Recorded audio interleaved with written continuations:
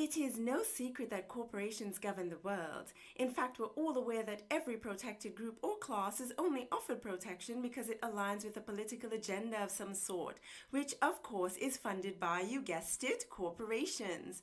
But what if those corporations which govern society weren't run by villains in ivory towers, but by the people in the very society they govern?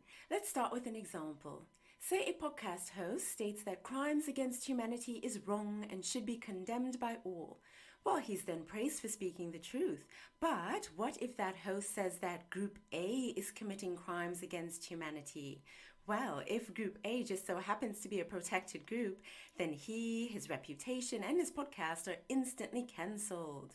Even if he were to present concrete evidence to support his statement that Group A is, in fact, committing crimes against humanity.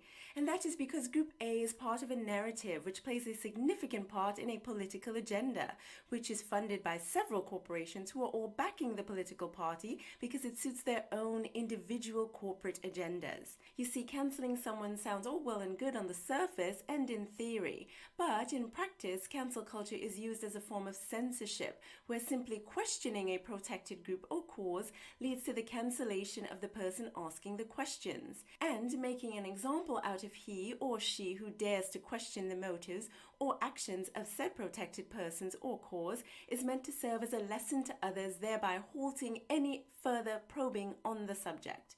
Now, if groups and causes are protected by political parties, which constitute our governments, and political parties are funded by corporations, it isn't difficult to conclude that the government is actually being governed by corporations. And since corporations are driven by profit, that means there is 100% truth in the saying, money makes the world go round.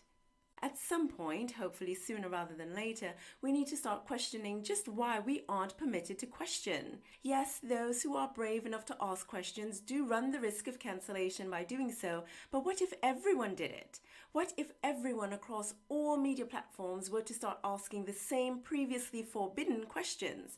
Would they cancel everyone and effectively pull the plug on all social media platforms? Perhaps, but doubtful.